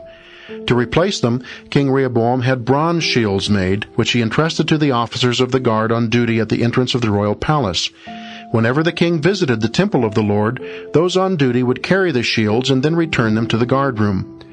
The rest of the acts of Rehoboam, with all that he did, are recorded in the book of the Chronicles of the Kings of Judah. There was constant warfare between Rehoboam and Jeroboam. Rehoboam rested with his ancestors. He was buried with them in the city of David. His mother was the Ammonite named Naamah. His son Abijam succeeded him as king. 1 Kings 15. In the 18th year of King Jeroboam, son of Nebat, Abijam became king of Judah. He reigned 3 years in Jerusalem. His mother's name was Maacah, daughter of Abishalom. He imitated all the sins his father had committed before him, and his heart was not entirely with the Lord his God like the heart of his grandfather David. Yet, for David's sake, the Lord his God gave him a lamp in Jerusalem, raising up his son after him and permitting Jerusalem to endure. Because David had pleased the Lord and did not disobey any of his commands as long as he lived, except in the case of Uriah the Hittite. The rest of Abijam's acts, with all that he did, are written in the book of the Chronicles of the Kings of Judah. There was war between Abijam and Jeroboam. Abijam rested with his ancestors. He was buried in the city of David, and his son Asa succeeded him as king. In the 20th year of Jeroboam, king of Israel, Asa, king of Judah, began to reign. He reigned 41 years in Jerusalem. His grandmother's name was Maacah, daughter of Abishalom. Asa pleased the Lord like his forefather David, banishing the temple prostitutes from the land and removing all the idols his father had made. He also deposed his grandmother Maacah from her position as queen mother because she had made an outrageous object for Asherah. Asa cut down this object and burned it in the Kidron Valley. The high places did not disappear, yet Asa's heart was entirely with the Lord as long as he lived. He brought into the temple of the Lord his father's and his own votive offerings of silver, gold, and various utensils. There was war between Asa and Baasha, king of Israel, as long as they both reigned. Baasha, king of Israel, attacked Judah and fortified Ramah to prevent communication with Asa, king of Judah. Asa then took all the silver and gold remaining in the treasuries of the temple of the Lord and of the royal palace. Entrusting them to his ministers, King Asa sent them to Ben-Hadad, son of Tabrimon, son of Hezion, king of Aram, resident in Damascus. He said, "There is a treaty between you and me, as there was between your father and my father. I am sending you a present of silver and gold. Go, break your treaty with Baasha, king of Israel, that he may withdraw from me." Ben-Hadad agreed with King Asa and sent the leaders of his troops against the cities of Israel. They attacked Ijon, Dan, Abel-Beth-Maacah, and all Kinnereth, besides all the land of Naphtali. When Baasha heard of it, he left off fortifying Ramah and stayed in Tirzah. Then King Asa summoned all Judah without exception, and they carried away the stones and beams with which Baasha was fortifying Ramah. With them King Asa built Geba of Benjamin and Mizpeh. The rest of the acts of Asa, with all his valor and accomplishments, and the cities he built, are written in the book of the Chronicles of the Kings of Judah. In his old age, Asa had an infirmity in his feet. He rested with his ancestors. He was buried in his forefathers' city of David, and his son Jehoshaphat succeeded him as king. In the 2nd year of Asa, king of Judah, Nadab, son of Jeroboam, became king of Israel. He reigned over Israel 2 years. He did evil in the Lord's sight, imitating his father's conduct and the sin which he had caused Israel to commit. Baasha, son of Ahijah of the house of Issachar, plotted against him and struck him down at Gibbethon of the Philistines, which Nadab and all Israel were besieging. Baasha killed him in the 3rd year of Asa, king of Judah, and reigned in his stead. Once he was king, he killed off the entire house of Jeroboam, not leaving a single soul to Jeroboam, but destroying him utterly, according to the warning which the Lord had pronounced through his servant Ahijah the Shilonite, because of the sins Jeroboam committed and caused Israel to commit, by which he provoked the Lord the God of Israel to anger. The rest of the acts of Nadab, with all that he did, are written in the book of the Chronicles of the Kings of Israel. There was war between Asa and Baasha, king of Israel, as long as they lived. In the 3rd year of Asa, king of Judah, Baasha, son of Ahijah, began his 24-year reign over Israel in Tirzah. He did evil in the Lord's sight, imitating the conduct of Jeroboam and the sin he had caused Israel to commit. 1 Kings 16.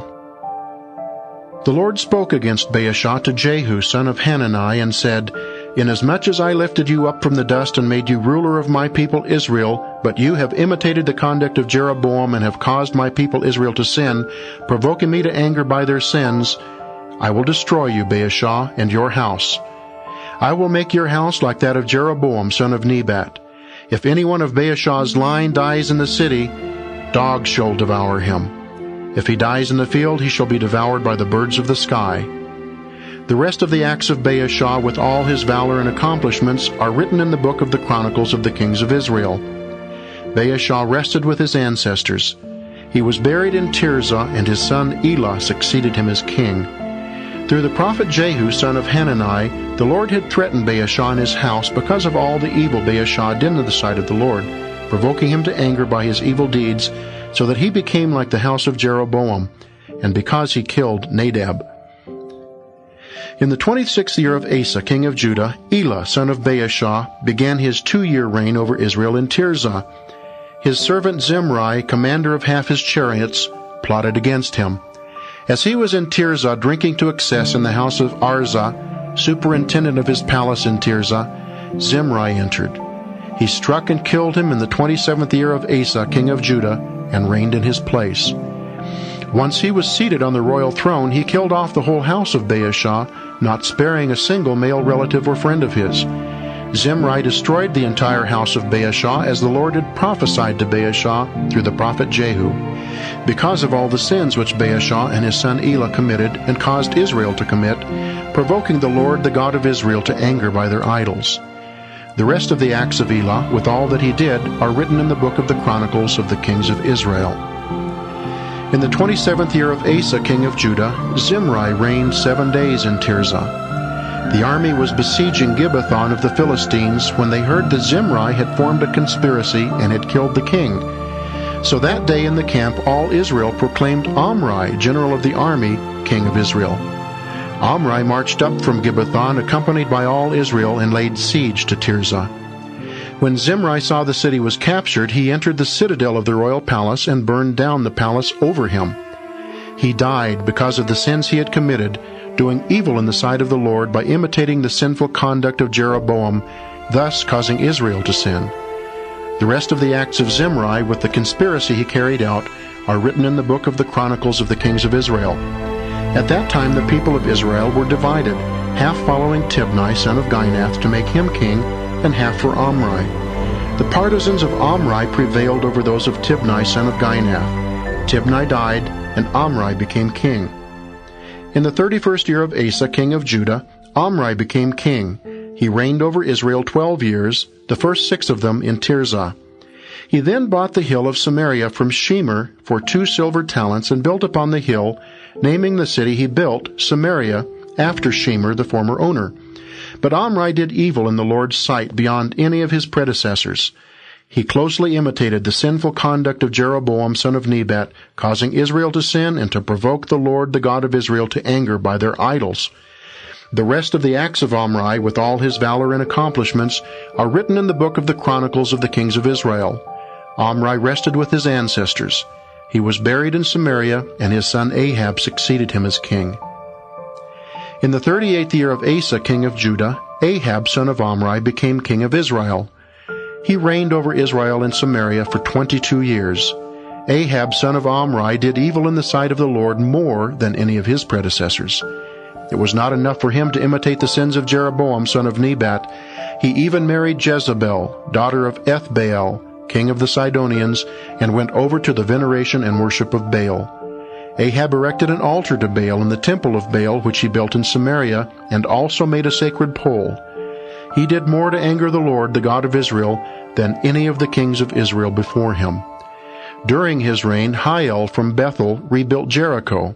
He lost his firstborn son, Abiram, when he laid the foundation, and his youngest son, Segub, when he set up the gates as the Lord had foretold through Joshua, son of Nun. 1 Kings 17. Elijah the Tishbite from Tishbe in Gilead said to Ahab, "As the Lord, the God of Israel lives, whom I serve, during these years there shall be no dew or rain except at my word." The Lord then said to Elijah, "Leave here, go east and hide in the Wadi Cherith, east of the Jordan. You shall drink of the stream, and I have commanded ravens to feed you there." So he left and did as the Lord had commanded. He went and remained by the Wadi Cherith east of the Jordan. Ravens brought him bread and meat in the morning, and bread and meat in the evening, and he drank from the stream. After some time, however, the brook ran dry, because no rain had fallen in the land.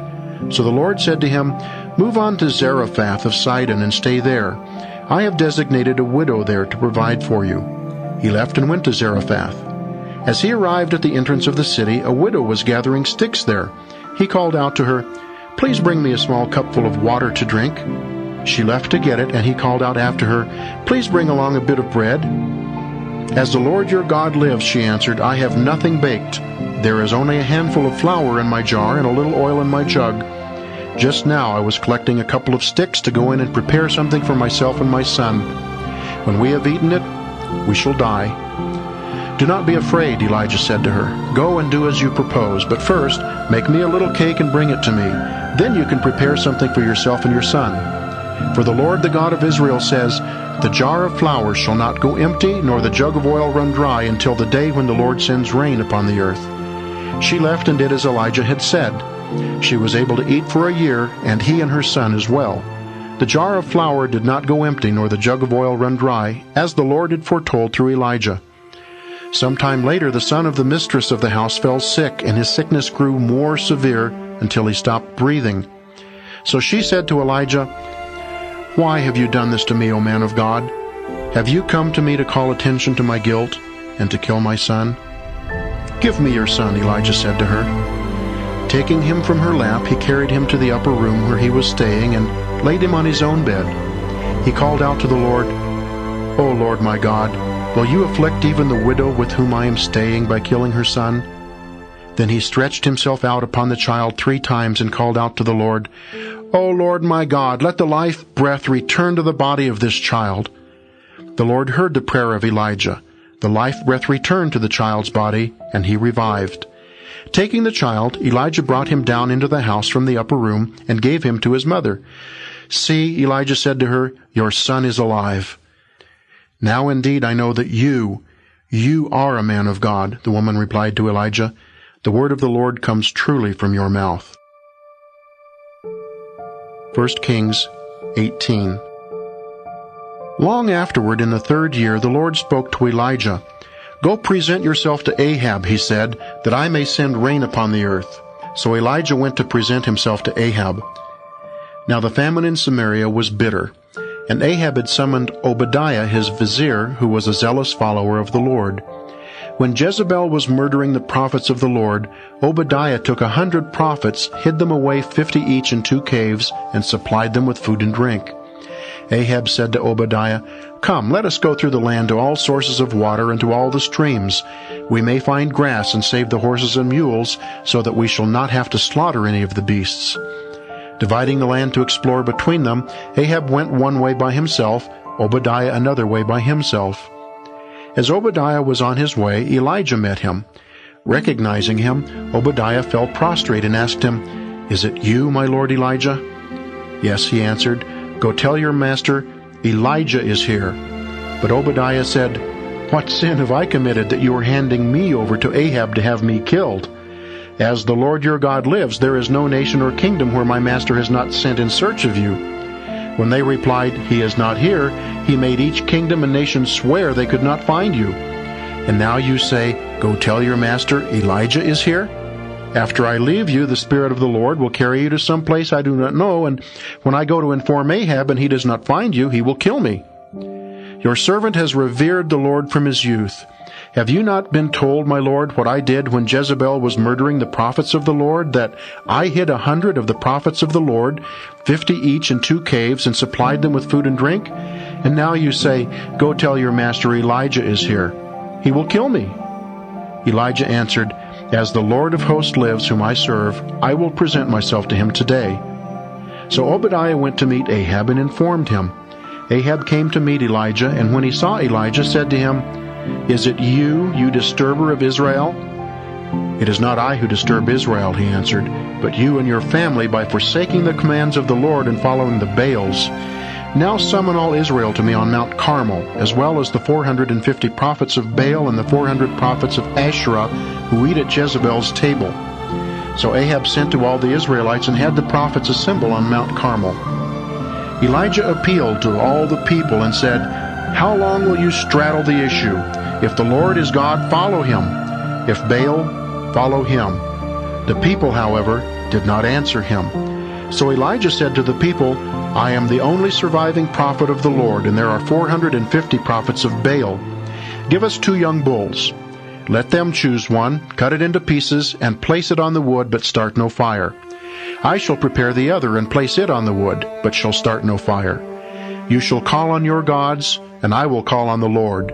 The God who answers with fire is God." All the people answered, "Agreed."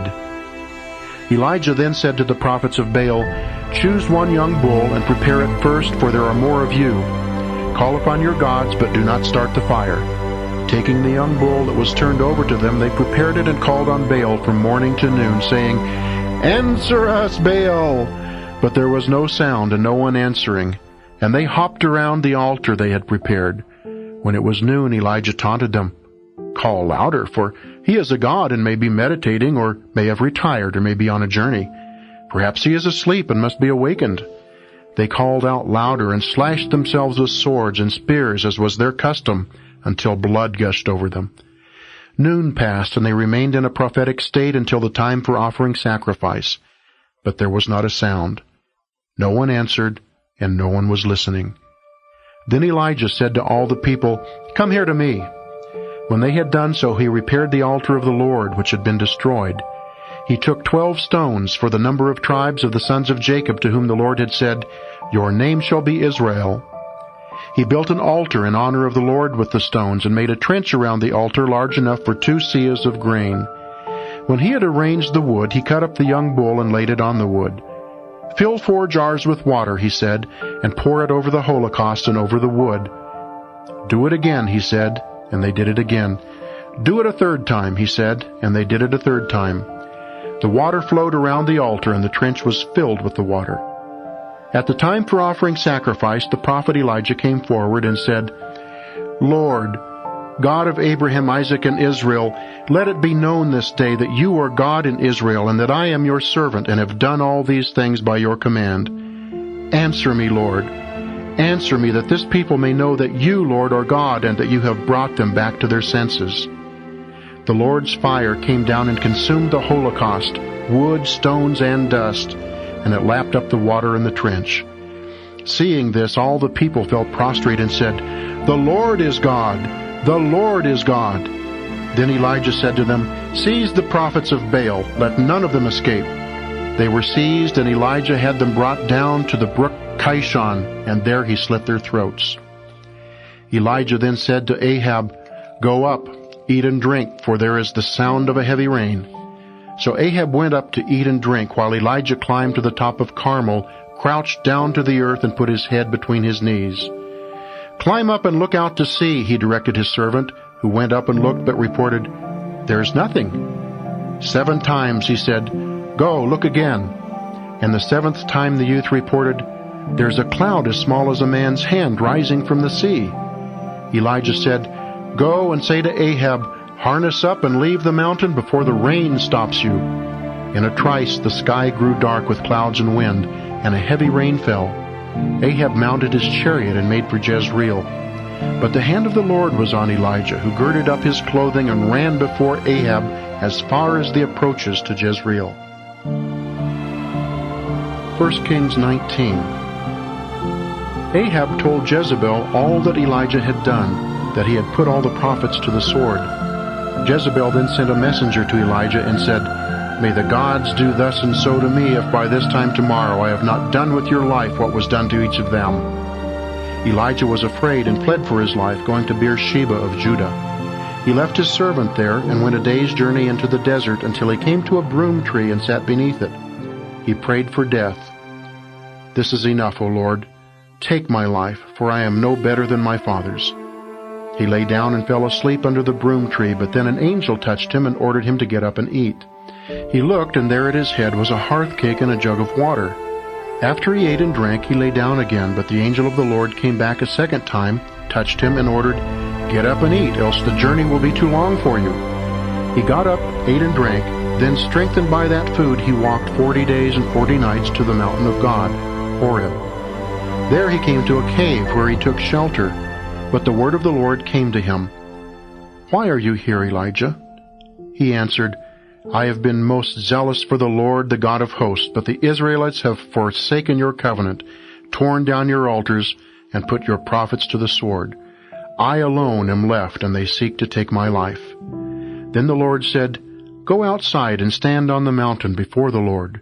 The Lord will be passing by." A strong and heavy wind was rending the mountains and crushing rocks before the Lord, but the Lord was not in the wind. After the wind there was an earthquake, but the Lord was not in the earthquake. After the earthquake there was fire, but the Lord was not in the fire. After the fire there was a tiny whispering sound. When he heard this, Elijah hid his face in his cloak and went and stood at the entrance of the cave. A voice said to him, "Elijah, why are you here?" He replied, "I have been most zealous for the Lord, the God of hosts. But the Israelites have forsaken your covenant, torn down your altars, and put your prophets to the sword. I alone am left, and they seek to take my life. Go, take the road back to the desert near Damascus, the Lord said to him. When you arrive, you shall anoint Hazael as king of Aram. Then you shall anoint Jehu son of Nimshi as king of Israel, and Elisha son of Shaphat of Abel-Meholah as prophet to succeed you. If anyone escapes the sword of Hazael, Jehu will kill him. If he escapes the sword of Jehu, Elisha will kill him. Yet I will leave 7,000 men in Israel, all those who have not knelt to Baal or kissed him. Elijah set out and came upon Elisha son of Shaphat as he was plowing with 12 yoke of oxen. He was following the 12th. Elijah went over to him and threw his cloak over him. Elisha left the oxen, ran after Elijah, and said, "Please, let me kiss my father and mother goodbye, and I will follow you." "Go back," Elijah answered. "Have I done anything to you?" Elisha left him, and taking the yoke of oxen, slaughtered them. He used the plowing equipment for fuel to boil their flesh, and gave it to his people to eat. Then he left and followed Elijah as his attendant. 1 Kings 20. Ben-Hadad, king of Aram, gathered all his forces, and accompanied by 32 kings with horses and chariotry, proceeded to invest and attack Samaria. He sent couriers to Ahab, king of Israel, within the city, and said to him, "This is Ben-Hadad's message. Your silver and gold are mine, and your wives and your promising sons are mine." The king of Israel answered, "As you say, my lord king, I and all I have are yours." But the couriers came again and said, "This is Ben-Hadad's message. I sent you word to give me your silver and gold, your wives and your sons. Now, however, at this time tomorrow I will send my servants to you, and they shall ransack your house, and the houses of your servants. They shall seize and take away whatever they consider valuable." The king of Israel then summoned all the elders of the land and said, "Understand clearly that this man wants to ruin us. When he sent to me for my wives and sons, my silver and my gold, I did not refuse him." All the elders and all the people said to him, "Do not listen, do not give in." Accordingly he directed the couriers of Ben-Hadad, "Say to my lord the king, I will do all that you demanded of your servant the first time, but this I cannot do." The couriers left and reported this. Ben-Hadad then sent him the message, "May the gods do thus and so to me if there is enough dust in Samaria to make handfuls for all my followers." The king of Israel replied, "Tell him, it is not for the man who is buckling his armor to boast as though he were taking it off." Ben-Hadad was drinking in the pavilions with the kings when he heard this reply. "Prepare the assault," he commanded his servants, and they made ready to storm the city. Then a prophet came up to Ahab, king of Israel, and said, "The Lord says, do you see all this huge army? When I deliver it up to you today, you will know that I am the Lord." But Ahab asked, "Through whom will it be delivered up?" He answered, "The Lord says, through the retainers of the governors of the provinces." Then Ahab asked, "Who is to attack?" He replied, "You are." So Ahab called up the retainers of the governors of the provinces, 232 of them. Behind them he mustered all the Israelite soldiery, who numbered 7,000. They marched out at noon, while Ben-Hadad was drinking heavily in the pavilions with the 32 kings who were his allies. When the retainers of the governors of the provinces marched out first, Ben-Hadad received word that some men had marched out of Samaria. He answered, "Whether they have come out for peace or for war, in any case, take them alive." But when these had come out of the city, the soldiers of the governors of the provinces, with the army following them, each of them struck down his man. The Arameans fled with Israel pursuing them, while Ben-Hadad, king of Aram, escaped on a chariot steed. The king of Israel went out, took the horses and chariots, and inflicted a severe defeat on Aram. Then the prophet went up to the king of Israel and said to him, "Go, regroup your forces. Mark well what you do, for at the beginning of the year the king of Aram will attack you." On the other hand, the servants of the king of Aram said to him, "Their gods are gods of mountains. That is why they defeated us. But if we fight them on level ground, we shall be sure to defeat them. This is what you must do. Take the kings from their posts and put prefects in their places. Mobilize an army as large as the army that has deserted you, horse for horse, chariot for chariot. "Let us fight them on level ground, and we shall surely defeat them." He took their advice and did this. At the beginning of the year, Ben-Hadad mobilized Aram and went up to Aphek to fight against Israel. The Israelites too were called to arms and supplied with provisions. Then they went out to engage the foe. The Israelites, encamped opposite them, seemed like a couple of small flocks of goats, while Aram covered the countryside. A man of God came up and said to the king of Israel, "The Lord says, because Aram has said the Lord is a God of mountains, not a God of plains, I will deliver up to you all this large army, that you may know I am the Lord." They were encamped opposite each other for 7 days. On the 7th day battle was joined, and the Israelites struck down 100,000 foot soldiers of Aram in 1 day. The survivors, 27,000 of them, fled into the city of Aphek, and there the wall collapsed. Ben-Hadad too fled, and took refuge within the city in an inside room. His servants said to him, "We have heard that the kings of the land of Israel are merciful kings. Allow us therefore to garb ourselves in sackcloth, with cords around our heads, and go out to the king of Israel. Perhaps he will spare your life." So they dressed in sackcloth girded at the waist, and wearing cords around their heads, they went to the king of Israel. "Your servant Ben-Hadad pleads for his life," they said.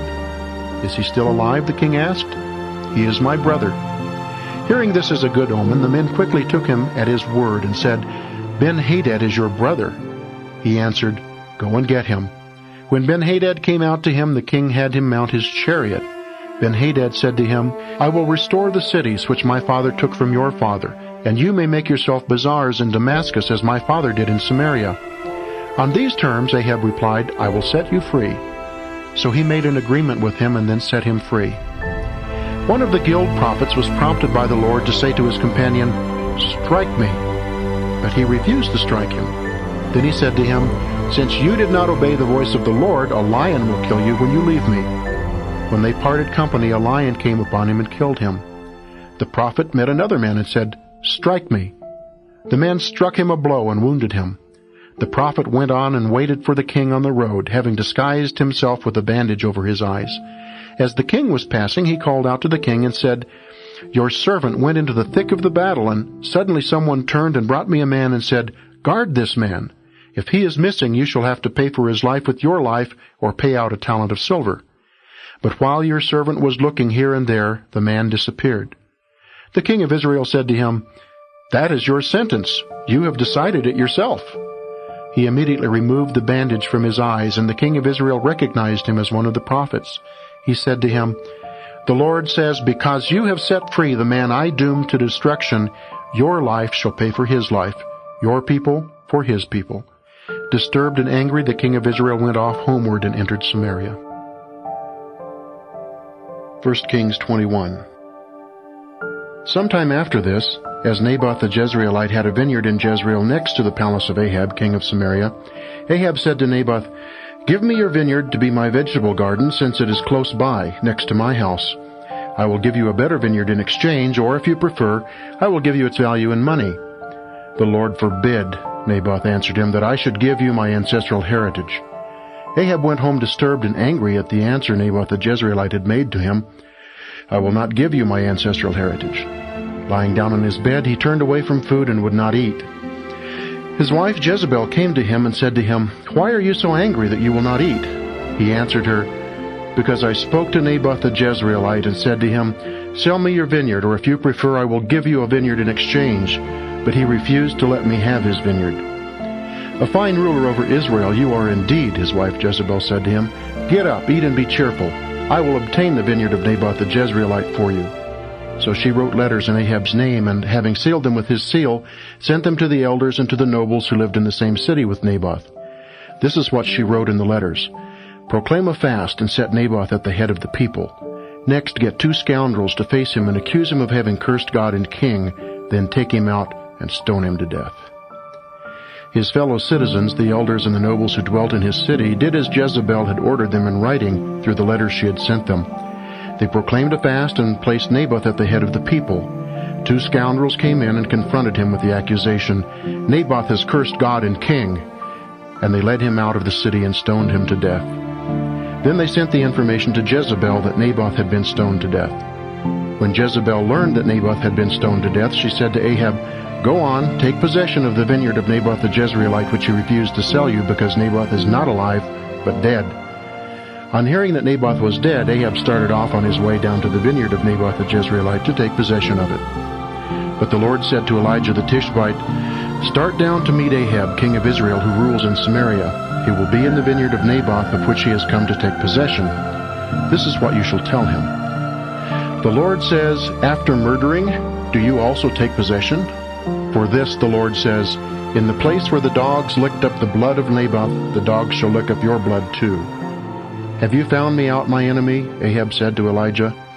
"Yes," he answered.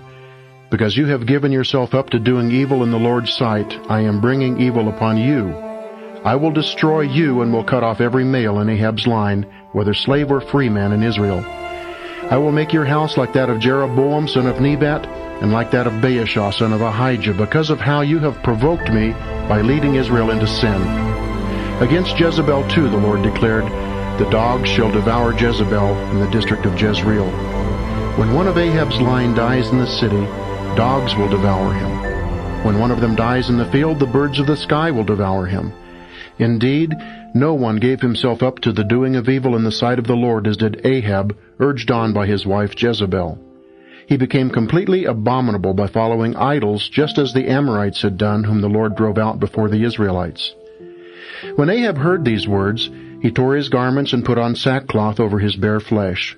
He fasted, slept in the sackcloth, and went about subdued. Then the Lord said to Elijah the Tishbite, "Have you seen that Ahab has humbled himself before me? Since he has humbled himself before me, I will not bring the evil in his time. I will bring the evil upon his house during the reign of his son." 1 Kings 22. 3 years passed without war between Aram and Israel. In the 3rd year, however, King Jehoshaphat of Judah came down to the king of Israel, who said to his servants, "Do you not know that Ramoth-Gilead is ours, and we are doing nothing to take it from the king of Aram?" He asked Jehoshaphat, "Will you come with me to fight against Ramoth-Gilead?" Jehoshaphat answered the king of Israel, "You and I are as one, and your people and my people, your horses and my horses as well." Jehoshaphat also said to the king of Israel, "Seek the word of the Lord at once." The king of Israel gathered together the prophets, about 400 of them, and asked, "Shall I go to attack Ramoth-Gilead, or shall I refrain?" "Go up," they answered. "The Lord will deliver it over to the king." But Jehoshaphat said, "Is there no other prophet of the Lord here whom we may consult?" The king of Israel answered, "There is one other through whom we might consult the Lord, Micaiah son of Imlah, but I hate him because he prophesies not good but evil about me." Jehoshaphat said, "Let not your majesty speak of evil against you." So the king of Israel called an official and said to him, "Get Micaiah son of Imlah at once." The king of Israel and King Jehoshaphat of Judah were seated, each on his throne, clothed in their robes of state on a threshing floor at the entrance of the gate of Samaria, and all the prophets were prophesying before them. Zedekiah son of Kenaanah made himself horns of iron and said, "The Lord says, with these you shall go o'er Aram until you have destroyed them." The other prophets prophesied in a similar vein, saying, "Go up to Ramoth-Gilead, you shall succeed. The Lord will deliver it over to the king." The messenger who had gone to call Micaiah said to him, "Look now, the prophets are unanimously predicting good for the king. Let your word be the same as any of theirs. Predict good." "As the Lord lives," Micaiah answered, "I shall say whatever the Lord tells me." When he came to the king said to him, "Micaiah, shall we go to fight against Ramoth-Gilead, or shall we refrain?" "Go up," he answered, "you shall succeed. The Lord will deliver it over to the king." But the king answered him, "How many times must I adjure you to tell me nothing but the truth in the name of the Lord?" So Micaiah said, "I see all Israel scattered on the mountains like sheep without a shepherd, and the Lord saying, These have no master. Let each of them go back home in peace." The king of Israel said to Jehoshaphat, "Did I not tell you he prophesies not good but evil about me?" Micaiah continued, "Therefore hear the word of the Lord. I saw the Lord seated on his throne with the whole host of heaven standing by to his right and to his left. The Lord asked, Who will deceive Ahab so that he will go up and fall at Ramoth-Gilead? And one said this, another that, until one of the spirits came forth and presented himself to the Lord, saying, "I will deceive him." The Lord asked, "How?" He answered, I will go forth and become a lying spirit in the mouths of all his prophets. The Lord replied, You shall succeed in deceiving him. Go forth and do this. So now the Lord has put a lying spirit in the mouths of all these prophets of yours, but the Lord himself has decreed evil against you. Thereupon Zedekiah son of Kenaanah came up and slapped Micaiah on the cheek, saying, Has the Spirit of the Lord then left me to speak with you? You shall find out, Micaiah replied, on that day when you retreat into an inside room to hide. The king of Israel then said, Seize Micaiah and take him back to Ammon, prefect of the city, and to Joash the king's son, and say, This is the king's order. Put this man in prison and feed him scanty rations of bread and water until I return in safety. But Micaiah said, If ever you return in safety, the Lord has not spoken through me. The king of Israel and King Jehoshaphat of Judah went up to Ramoth-Gilead, and the king of Israel said to Jehoshaphat, I will disguise myself and go into battle, but you put on your own clothes. So the king of Israel disguised himself and entered the fray. In the meantime, the king of Aram had given his 32 chariot commanders the order, Do not fight with anyone at all except the king of Israel.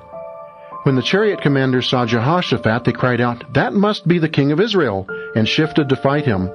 But Jehoshaphat shouted his battle cry, and the chariot commanders, aware that he was not the king of Israel, gave up pursuit of him. Someone, however, drew his bow at random and hit the king of Israel between the joints of his breastplate. He ordered his charioteer, Rein about and take me out of the ranks, for I am disabled. The battle grew fierce during the day, and the king, who was propped up in his chariot facing the Arameans, died in the evening. The blood from his wound flowed to the bottom of the chariot. At sunset a cry went through the army, Every man to his city, every man to his land, for the king is dead. So they went to Samaria, where they buried the king. When the chariot was washed at the pool of Samaria, the dogs licked up his blood, and harlots bathed there, as the Lord had prophesied. The rest of the acts of Ahab, with all that he did, including the ivory palace and all the cities he built, are recorded in the book of the Chronicles of the kings of Israel. Ahab rested with his ancestors, and his son Ahaziah succeeded him as king.